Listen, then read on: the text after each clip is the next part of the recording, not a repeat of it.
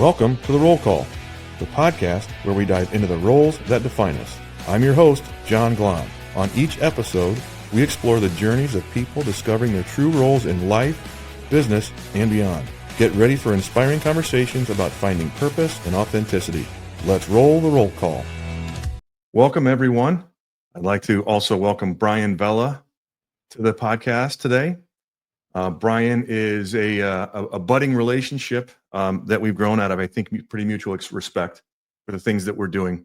Brian has, we're going to go into his story, but he is the president and owner of United Image Group, is a veteran, and has traveled the journey that many of us have, and many of us haven't.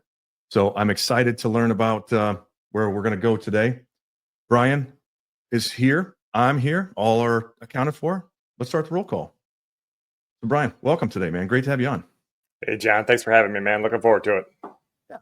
So, I'd love to start by, again, like everyone has their own journey, their different journey to get to entrepreneurship. And, some start from scratch, some buy in, some create something that's never been seen before. And some see, man, I can really grab this and just make it better. So let's start with what brought you into this entrepreneurship world, and when did you realize you were one?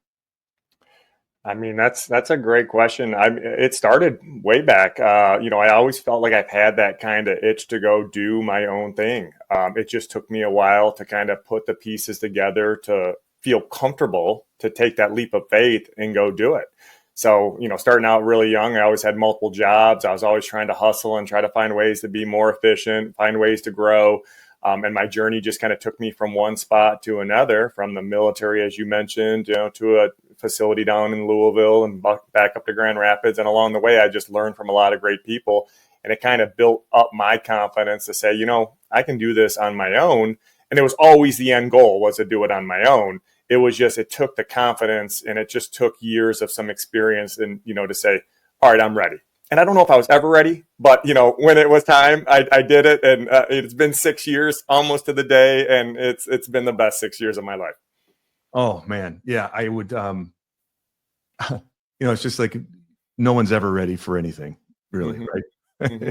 And, and it takes, when you have the entrepreneurial bug, is when you're the one that just says, you know what, I'm going to take that plunge. Absolutely. So I'm sure it's always been easy, right? Yeah, it's always been so easy, but it's been a ton of fun, and it's always been rewarding. Even the bad times have been rewarding for sure. As you and I've talked, in our private conversations time and time again, even when we have the missteps, it's rewarding because you're building something great. Yeah, no, absolutely.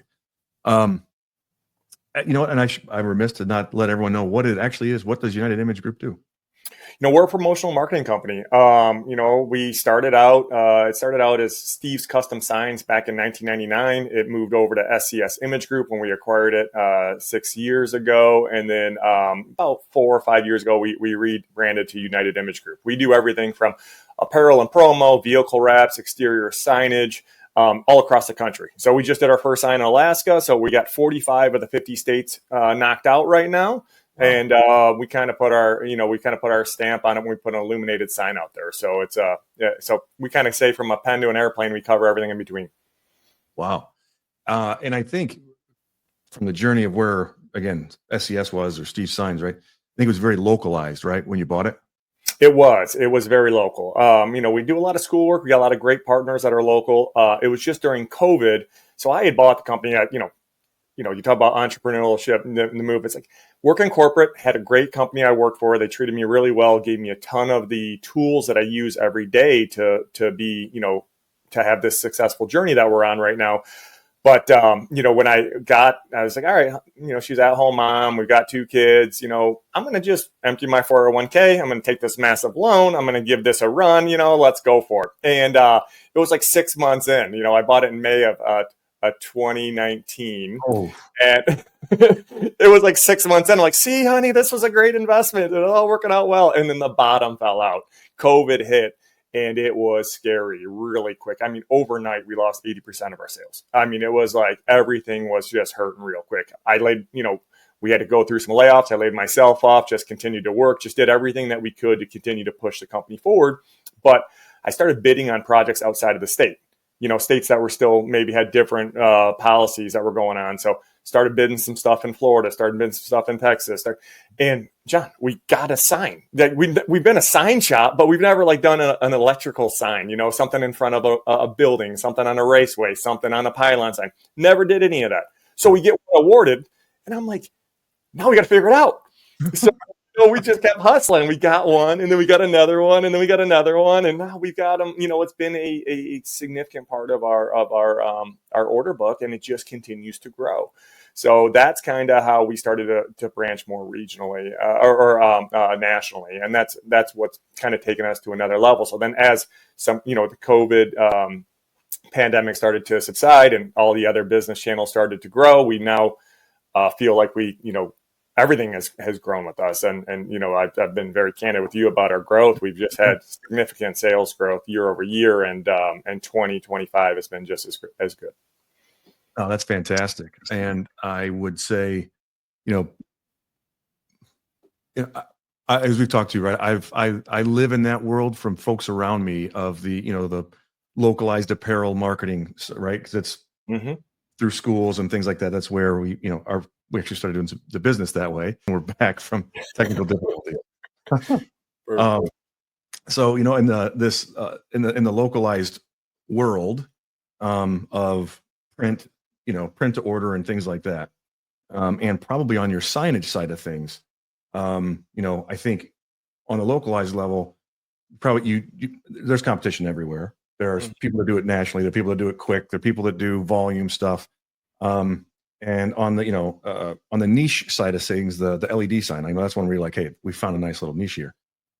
How are you feeling impacted by the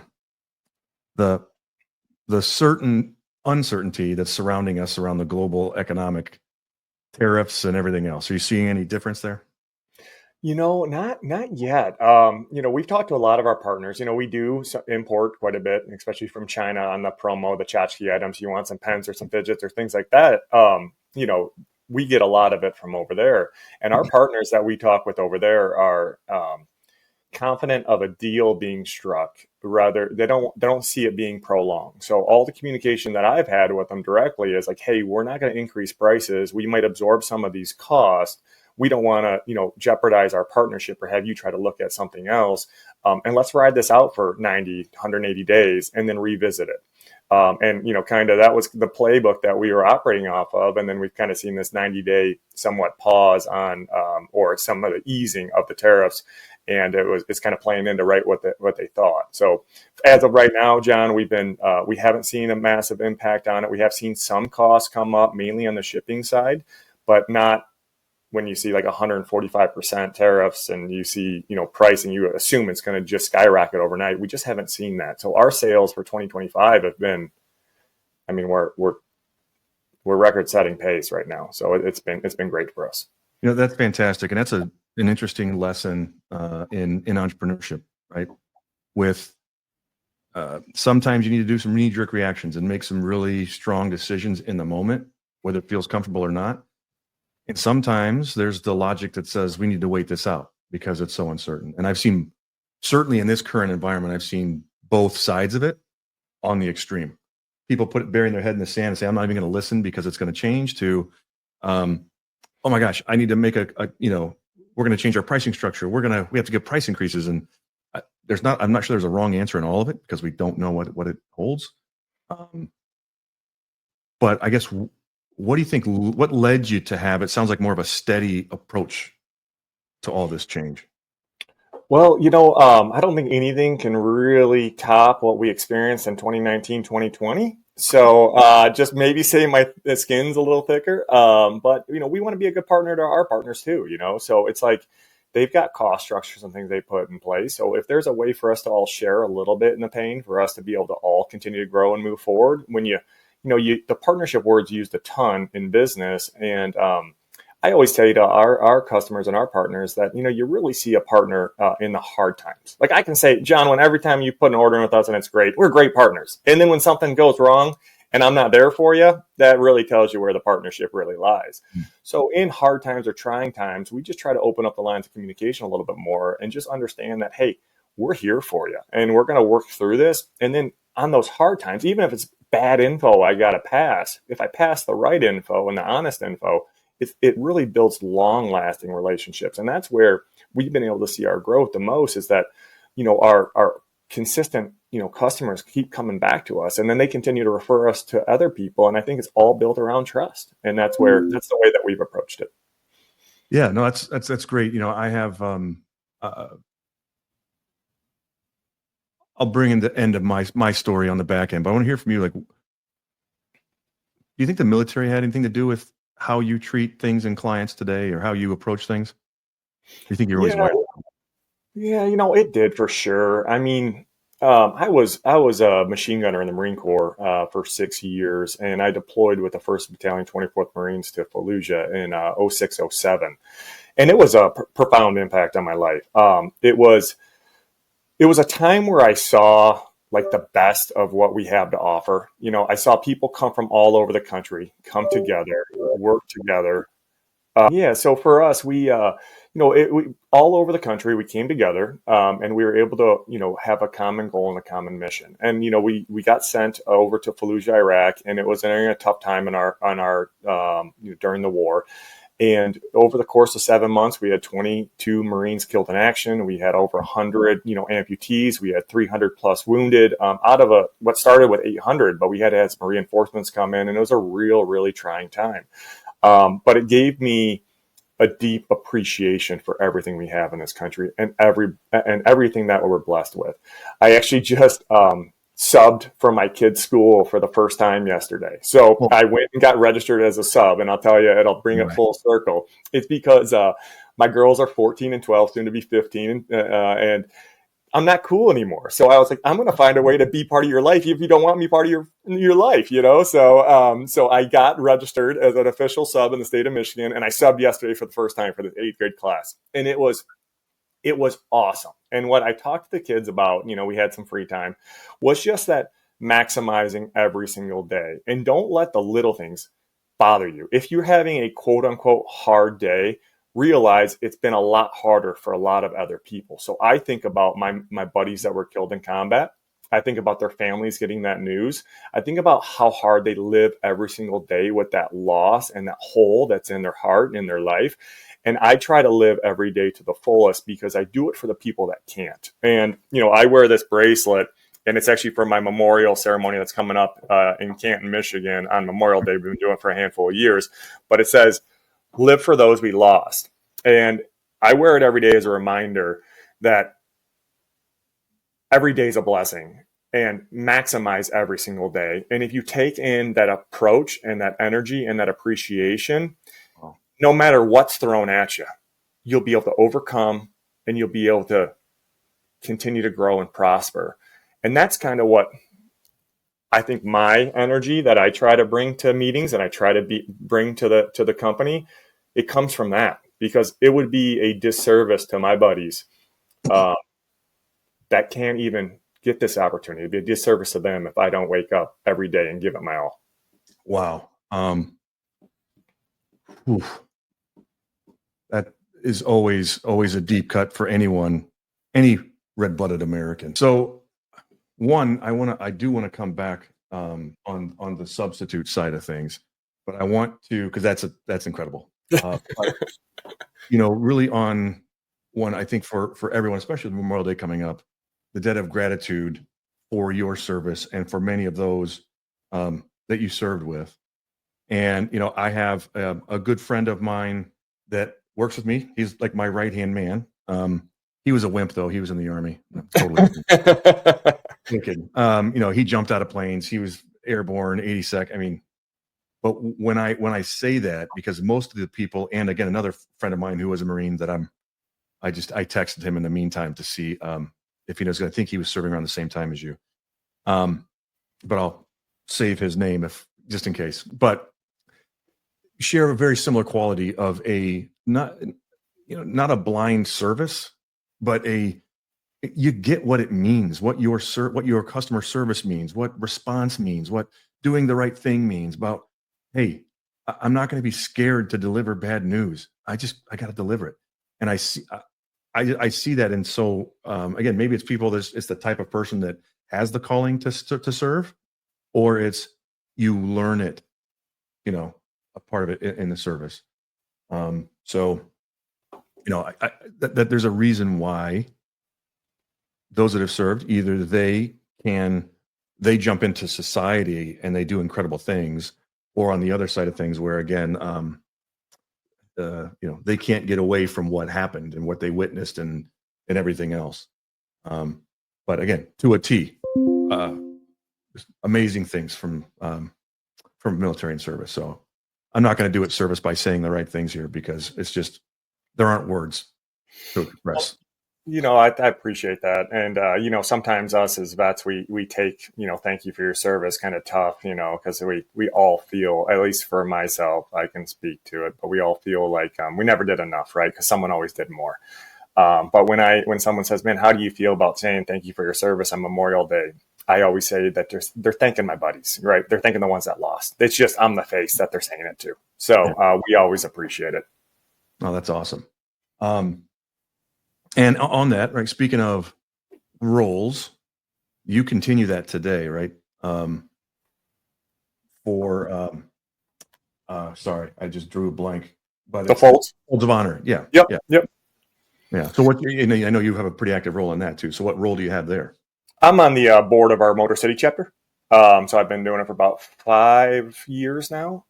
It's been great for me. Not to go too far into my personal, story of that, but I was kind of that typical vet that was just trying to push the emotions of war by staying extremely busy, right? So like busy, and when COVID happened and gyms were closed and things were, you had to start dealing with the true items that were bothering you. And I'm comfortable saying now it was something that I was ashamed of for a while, but I had to seek therapy. I had to have someone help me understand that it's okay to be alive. It's okay to have these things that you have in life. And she was remarkable, and she really helped me get it. And it kind of put that survivor's guilt in the back seat, and it allowed me to continue to push forward. And the Folds of Honor was part of that, part of my journey to heal. So the Folds of Honor, I'm on the board there. Been doing, like I said, 5-6 years now. Russ Bruner, who's the vice president of our company, he's the president of our Folds chapter. He's one of my best buds. He's just a great human being. He's done a lot of great things for our vets and really started this chapter out. And I just needed to take negative energy and make positive energy out of it. So got on the board of the Folds, and 93 cents, I believe, is the most recent number of every dollar goes to the cause. And we provide scholarships for family members that had a loved one killed or disabled in the line of duty. And we just expanded to first responders over the last year. So for me, one of my sergeants, when he was killed over there, he had 4 kids, one of them being an infant. So now we've been home for, going closer to 20 years. So now his kids are eligible for scholarships. So it's come full circle. So it's my driver, it's my why. I talk to my kids about their why every single day. What's your why? You don't want to wake up for school. You don't want to get out of bed. Identify your why, and that'll be your motivator to go. So for me, that's part of my why, is to continue back and continue to, give service to those. So our slogan is honor their sacrifice, educate their legacy. And by doing that, I feel like I'm connected to my buddies still in that way. So we as a chapter have done a little over $2 million since we were founded, that we raised. And we just continue to see more and more great partners and great Americans come out and want to support us. Awesome. What's the next event? What are you using for fundraising? So we're doing, we've done kind of 3 main items.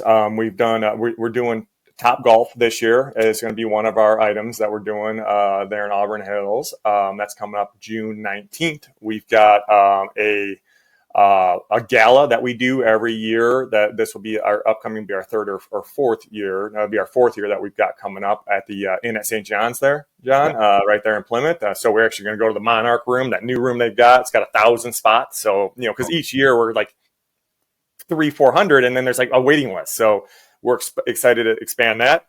And then we've had some really great partnerships. Like this year, we're going to be the sponsor of the Folds of Honor Firecracker 5K, which is in Ann Arbor on 4th of July. So we're going to be the title sponsor, but all proceeds come to us, which is a very cool event. So we're seeing ourselves more as a partner, and like a beneficiary of a lot of these things and these are just people coming to us saying, hey, we want to support your cause. You guys have high status, you guys, high return to the actual cause itself. So, that's kind of where we're at right now.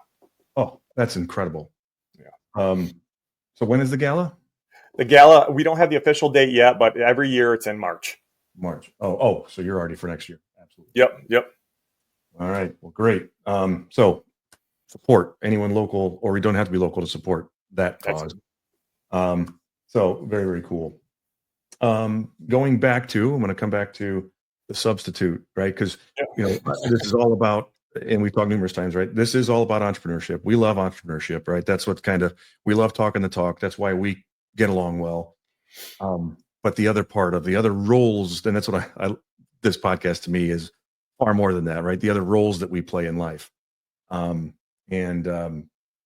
I, for me personally, I was kind of dying on a hill years ago when my youngest was 5 or 6, something like that. And I don't know, I was on a group chat with some old college buddies, and I had one of the older kids, and I just got on this rant about, don't be the dad that shows up to practice, whether it's flag football or baseball, and just sits back drinking coffee. Like, get in there and help, right? Yeah. Like, those are the members you're never going to change. I know where my role fits in that. So for you to take that leap of not just going in and like reading to the class in kindergarten or whatever, right? But to be a substitute, like, what the hell? Who does that? That's incredible. It was awesome, man. And I would encourage more people to do it. I would wait till they're in middle school, because it was definitely like more of a connection, but it was so much fun. So the whole work up to it was fun. I had to go to online. I had to do a lot of online classes, hours and hours of online classes. I mean, I was committed to doing this, and then I went over and I had to go do some in-person training, and I had to go do the fingerprinting and do the background check and the whole nine. And then like the kids talking about it and their friends talking about it, like they got excited, and they got more. So you go on this app and you can put in what days you're available. And then like I would only put Fridays because it was more convenient for me to do Fridays, but I couldn't get a slot. I only wanted to sub for my kids' classes, right? So so I got pretty desperate, and I opened it up to Thursdays, and I started emailing the teachers directly, like, please take a day off. Please take a day off. So it was awesome. I got to the classroom yesterday, and the kids were excited the whole time. There was energy there. I bought 200 bags of individually packed popcorn, so like I'm passing out popcorn to all the kids, and, as the classes came in, and then we just had a riot. It was a ton of fun. And my 6th grader came up for lunch with her whole group of friends. So we all had lunch together in the classroom. It was something that none of us will forget. So I made a commitment to them that I'll sub each one of their classes one time every year until they graduate high school. Oh, wow. That is so cool, because you're doing it for a passion purpose. And, going back to a why. And, I reflect on hearing my kids, as they've grown. I have a freshman in high school and a 7th grader and a kindergartner and a 4-year-old. He doesn't talk much about it, but again, the subs that we have, and we're in a smaller school, and so the subs are kind of all over the place. Mm-hmm. Very few, most of them are great people because they are trying to help. However, not many take it seriously to make an impact. They feel like they're there just to get through the day so that the kids don't lose a step, versus making it an experience for them that you're doing. That's incredible. And I mean, I hope you keep the energy up each and every time. Because I know you came out. Awesome. It was awesome. I lost a lot, for what subs get paid, versus what my popcorn costs. I'm way in the hole, but it was a priceless experience, man, that I will do time and time again. I actually had a ton of fun with it. I just happened to be in English class, and they're like, well, what do you teach? I'm like, American history. They're like, no, it's English. No, I'm teaching American history. I'm going to talk about how great this country is, right? So we watched this video real quick. We did some paperwork together. And then we talked, and these are 8th graders going into high school next year. And I just wanted to talk with them. I told them a little bit of my story. And I just said, hey, I talked about the military. I talked about I did a pre-run to this podcast, with a bunch of 13 and 14-year-olds yesterday. Yeah. And it was awesome. The amount of parents that text me after, because I just had my niece was in one of the classes, my daughter was in second hour. Then there was hours that I didn't, I just had kids from like the soccer team, or I just had kids I didn't even know. But the amount of parents that reached out to me last night to text me and say, our kids had such a great time with you. Thanks for doing that. It was priceless, man. It was awesome. Good for you. And now my wife is going to be so pissed. You're gonna love it, man. You're gonna love it. It was so much fun. And then they gave me a couple minutes. Like I told them, I said, I got a job, and I got like responsibilities. So every now and then I'm like behind the corner, like hammering out an email real quick and texting, so it was awesome. On that note, right. You had the ability to do that, not just because you're the owner of the company, right? Could you have done this 5 years ago? Not a chance. Right. So, and you brought up, I wanted to bring up Russ back again, right? Because having the right hand man or just having the right people gives you the confidence to be able to go do that. So talk about that journey, just a people thing. I know it sounds cliche, but it's only cliche because it's so true. You're only as good as a team around you, right? I mean, that is it. Your job, being whatever role or title you have, help steer the ship, help guide, make sure you get the right people on the energy bus, continue to push it forward. Like I lead with energy and passion and confidence and just fun, I bought a sign and graphics company. I was a machine gunner in the Marine Corps. I was in the steel industry. And then I went to a sign and graphics company. So that's sexy as hell. What are you talking about? It's normal. It's a normal transition, right? Like this is what people do, So I knew nothing about this, zero about it. But I was confident in my ability to work with a team, grow a team, and continue to do that stuff. Treat them right, give them the tools to be successful, allow them to be to explode their own personal ability, allow them to grow there. So for me, I still don't know anything. Like I don't know anything. Like someone's like, hey, what's this artwork? And he's like, yeah, you're in, the signs and graphics and art. And I'm like, I don't know how to design anything. I'm horrible at it. Like, so, we have a great team around us, and we've empowered our team and encouraged our team to even do more. Now it's not always rainbows and unicorns. We've had to make some tough decisions, had to, remove some people from the bus moving forward, but we try to always give them the opportunity. So anytime there's a separation, as long as me as, the president or, and the leader of the direction, if I go to bed at night knowing that I gave that individual every opportunity to be successful and it just didn't work out, then we just both part ways, the same way. And it's always I've had team members that are no longer a part of our team, but they go somewhere else and they're succeeding there. And we're doing the promo and the apparel there now, and the signs, because there was always that connection. You never want to jeopardize those relationships. So for like Russ and the members of our team, that they're absolutely doing a phenomenal job, and we're all moving in the right direction. And, Russ and I joke, it's like, we've never been busier, John, from a sales perspective, but we look at each other, we feel so slow, but it's because the things are working, and, what's that? Because you're not doing it all, right? Right. Yeah. We talked about that in the very beginning, right? So our team, we've been able to grow there. And, I switched the company January of last year to 410s. Mm-hmm. And then we have like a modified Friday shift. But we do 410s, which has been great. And then we offer up a little bit of a hybrid between home and work, for people to have a little bit more of convenience. I feel like we're really clicking as an organization right now. And it's really exciting. It's really exciting for all of us. And the best years are still ahead of us. I had someone approach me not too long ago, like, hey, would you consider like talking about maybe acquisition or something like that? And I said, I know it's probably not the right thing to say, like, what's your now, but I said, no. I said, I'm 38 years old. I love what I'm doing. I love where we're going. And the best years are on the horizon. We're heading towards those. So, and I'm going to be a part of it. And I'm excited to be a part of it. Oh, that's fantastic. That's fantastic. I want it for a plug a little bit for you here. I know on the sign side of things, like you said, that was like almost like an accidental. It's been an accidental, wonderful thing, right? Because I know it's a high percentage of your business now that, again, it was just born out of some necessity or whatever in COVID. What specifically are you niching in on? Because I think it's very key to think about as well. A lot for us, we're happy. We do a lot of one-off. There's a monument sign that someone wants or a sign on above their building. we do a tremendous amount of those. But really where we're starting to partner quite a bit with our franchises.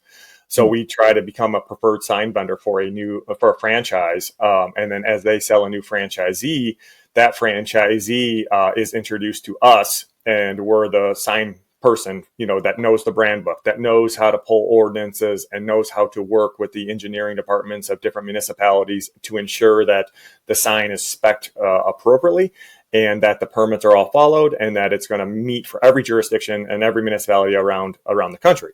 So that is kind of where we found our special spot. We get in with a franchise. It makes it a lot easier on a lot of times the franchisee is an entrepreneur, right? They're just taking this next step.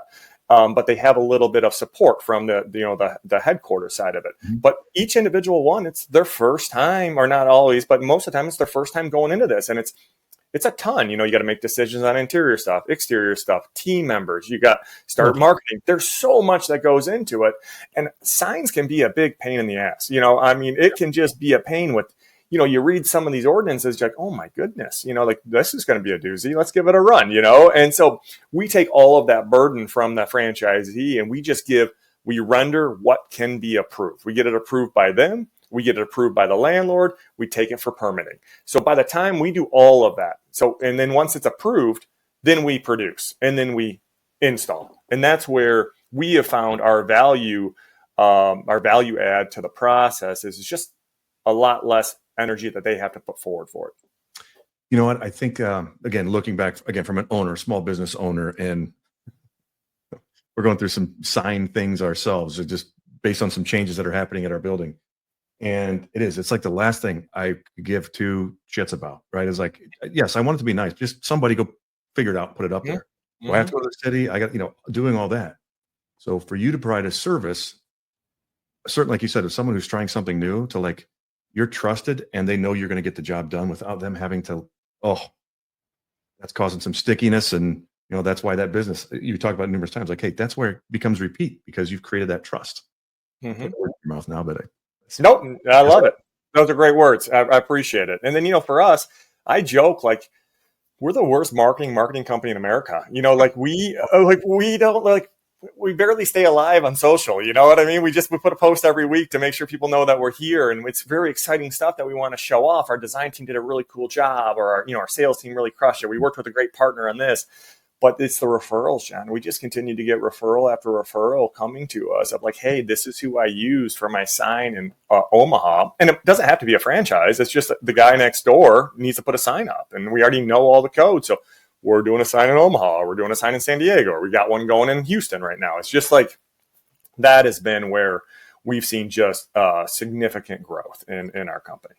Awesome. Well, good. I wanted to get that good plug, and hopefully national franchisees and others coming your way. Thank you. Now to wrap up, what I'd like to do is I like to ask for a one failure. I know it's a tough word. I don't love going the negative route. What's one failure or one setback that that you think you've learned the most from, that what would help anybody listening? I think being confident in decisions. A setback that we had is probably like just waiting a little bit too long to pull the trigger, and not getting further ahead faster, not being confident in what our new role is going to be or where our spots at. John, you've been part of our journey for 4 or 5 years now. I mean, we started with Brett introducing us, and then, Jason and the whole night, and it's like, you've been a part of this journey for years with us, and, in spots, and then we'll have this conversation. And it was like, for us, we didn't really know who we were until just recently. Like, it was like the last 24 months, we started to figure out who we are. But I always felt like I knew, who we wanted to be. I just wasn't always confident to say, like, let's do this and do that. So, and it was a detriment, to the team, because I got a little, paralyzed there for a minute. Like, do we really want to go this direction? Are we prepared? Are we ready to go this direction? But are you ever, I want to always maintain the great customer service that we have. I don't want to take a step back. I want to take growth on, but I don't want to take the current customer base we have to sacrifice because we're growing. A lot of times you grow and then everything else kind of gets crappy. I want to maintain a superior level of customer service as we continue to grow. So part of it was like trusting the fact that our team was ready. And are you ever really ready? You said it earlier. You're not. It's just like entrepreneurship. But it's like when we're going to go into this new focal point of what we're doing as an organization. It's like, it took me a little bit to the confidence to say, let's do it. And now I look back and I'm like, man, I wish I would have done that 12 months ago, or 18 months ago, or 4 years ago. So now it's awesome where we're at. But as far as like I don't know if that's necessarily a failure. It was just a delay, and it's one thing that I look at back on now. And I try not to look back too much, but sometimes you got to look backwards to realize where you were at and where you've come. And sometimes we're struggling or we're frustrated in the office. Like, guys, time out. Let's take a step back. We're doing remarkable stuff. Sometimes our customers see this great, beautiful presentation. Behind the scenes, it's a football bat. It's like, what is going on here? Like, this is horrible. So I think part of that, man, to not ramble, because I could talk about this stuff all day long. I just absolutely love it. But I feel like part of it was me growing as an entrepreneur, as like a leader of an organization, to be kind of the buck stops here type thing, just being confident in that role and just saying, let's do it, team. If we're doing it together as a team, let's give it an opportunity. If we're not successful in it, we're not seeing it, we can pivot quick. We're small enough to pivot quick. So I would have loved to make some of these changes and things we're doing now 4 years ago, but it's all working out well, man. And again, the future's bright. No, that's fantastic, right? And the learning is, as you mentioned way earlier, right? Even the setbacks, you look at those as, that's someone something is showing you the way, right? Mm-hmm. How not to do it or how to do it.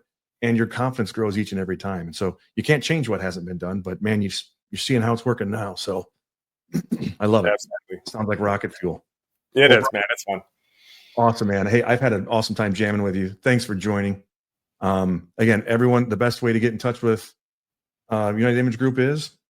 You can send me an email at brian.vella at unitedimagegroup.com, or hey, my cell phone, I'm always putting out there, but it's 734-735-1453. Give me a call. We'd be happy to work for any opportunity with you.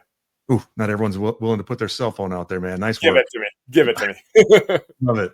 All right. Well, that does it for our show today. We'll call it a wrap, my man. Thanks for tuning into The Roll Call with John Glahn. If you enjoyed today's episode, be sure to subscribe for more insightful conversations. Remember, discovering your true role in life is a journey worth exploring each and every day. Until next time, keep defining your path and living your authentic self. This is John Glahn signing off.